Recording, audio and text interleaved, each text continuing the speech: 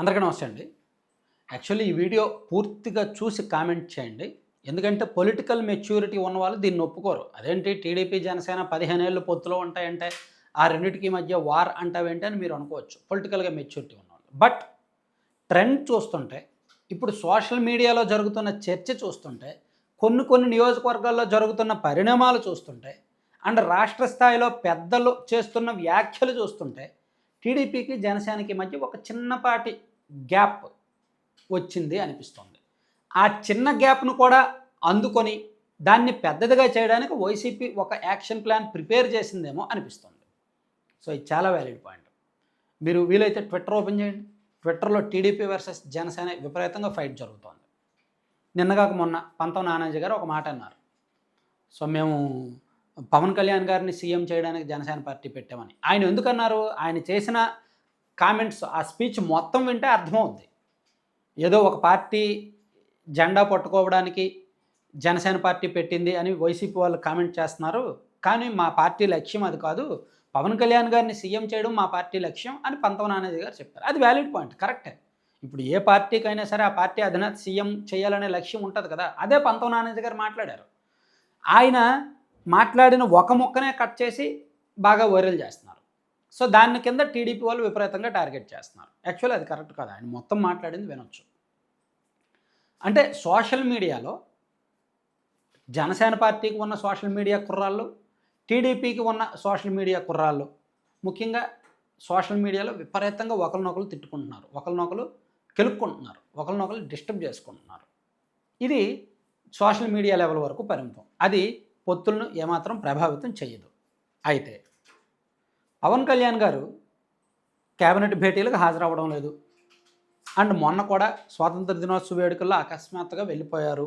ఆ తర్వాత నుంచి ఆయన అసెంబ్లీకి కూడా రావడం లేదు. అత్యంత కీలకమైన బిల్లులు ప్రవేశపెట్టినప్పుడు కూడా ఆయన రావట్లేదు. నిజానికి ఆయన రాకపోవడానికి కారణం జ్వరం. ఆయనకు వైరల్ ఫీవర్ వచ్చింది, వైరల్ ఇన్ఫెక్షన్ వచ్చింది కాబట్టి రెస్ట్ తీసుకుంటున్నారు. కానీ దీనికి నాణ్యానికి రెండో కోణం కూడా ఉంది. పవన్ కళ్యాణ్ గారు ఏదో ఒక విషయంలో హర్ట్ అయ్యారు. సో ఇంటర్నల్గా ఏదో ఒక పెద్ద విషయం జరుగుతోంది.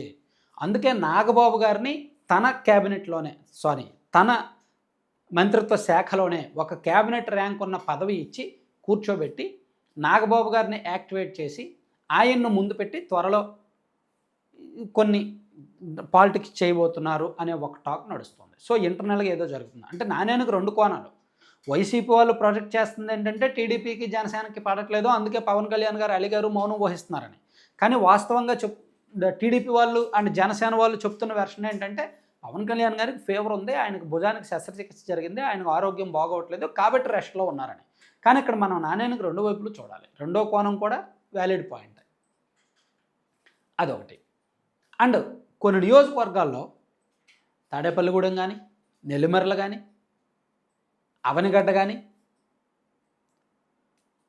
అండ్ విజయవాడలో కొన్ని నియోజకవర్గాలు కానీ, ఇలా రాష్ట్ర వ్యాప్తంగా దాదాపుగా ఒక 7-8 నియోజకవర్గాల్లో టీడీపీకి, జనసేనకి శ్రేణులకు మధ్య లోకల్లో కూడా ఫైట్ జరుగుతుంది.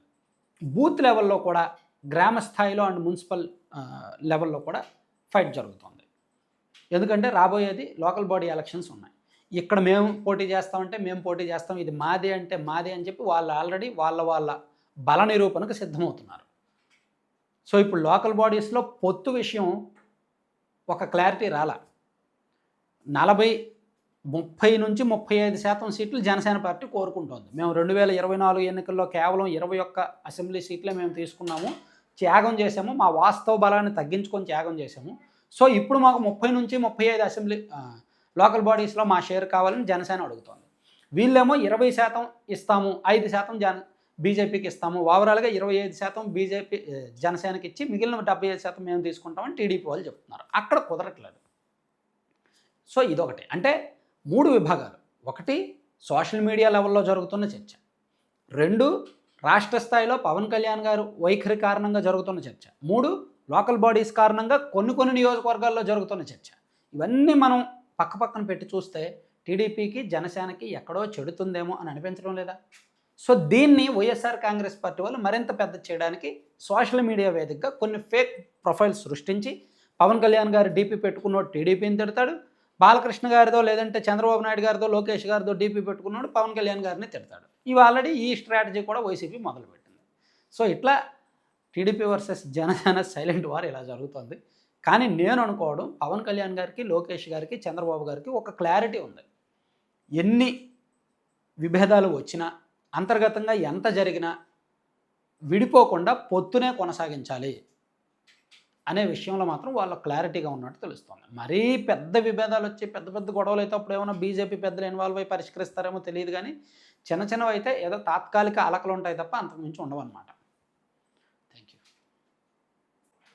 కంటెంట్ చివరి వరకు చూసిన ప్రతి ఒక్కరికి ధన్యవాదాలండి. కంటెంట్కి సంబంధం లేకుండా స్క్రీన్ మీద మీరు యాడ్ చూస్తున్నారు కదా లడ్డూపల్లెం.com అని. సో వీళ్ళు దాదాపు ఒక 20 మంది మహిళలు కలిపి ఐఐఎంఆర్లో ట్రైనింగ్ తీసుకొని ఒక మంచి food product, healthy product launch చేశారు. మన సబ్స్క్రైబర్స్ తీసుకుంటున్న వారిలో మోర్ దాన్ 95% పాజిటివ్ ఫీడ్బ్యాక్ ఇస్తున్నారు. అలాగే రిపీటెడ్ ఆర్డర్స్ ఇస్తున్నారు. వీళ్ళు యూఎస్ఏ, యూకే ఎక్కడికి కావాలన్నా పంపిస్తున్నారు. సో ఫుడ్ ప్రోడక్ట్ ఏంటంటే మిల్లెట్స్, సీడ్స్, లడ్డూలు, millets, seeds, dry fruits, nuts వాటితో లడ్డూలు చేస్తున్నారు. సో ఎటువంటి హెల్త్ సైడ్ ఎఫెక్ట్లు లేకుండా మంచి ప్రోడక్ట్ అనమాట.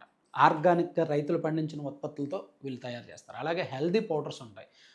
ABC powder, Apple beetroot carrot powder, Amla beetroot carrot powder, మునగాకు పొడి, జామాకు పొడి లాంటి పౌడర్స్ ఉంటాయి. అలాగే హెల్దీ స్నాక్స్ ఉంటాయి. పిల్లలకు జంక్ ఫుడ్ ఇచ్చే కంటే వీళ్ళు తయారు చేసే రాగి, సజ్జ, జొన్న, కొరతో తయారు చేసే స్నాక్స్ ఇవ్వడం బెటర్. ఇలా ఇవన్నీ మీకు కావాలి అంటే లడ్డూపల్లెం.com సైట్ విజిట్ చేసి ఆర్డర్ చేసుకోండి. లేదా 9997839994 నెంబర్కి వాట్సాప్లో మెసేజ్ చేసి ఆర్డర్ చేసుకోవచ్చు. మీకు ఇది ఫ్రాంచైజీలు కూడా ఇస్తున్నారు. ఎక్కడైనా మీకు స్టోర్ పెట్టుకోవాలి అంటే, రిటైల్ స్టోర్ పెట్టుకోవాలంటే ఇదో మంచి బిజినెస్ ఆపర్చునిటీ. సో మీకు ఇంట్రెస్ట్ ఉన్న వాళ్ళు ఆ నెంబర్లో ఫ్రాంచైజీ గురించి కూడా ఎంక్వైరీ చేయండి. Thank you.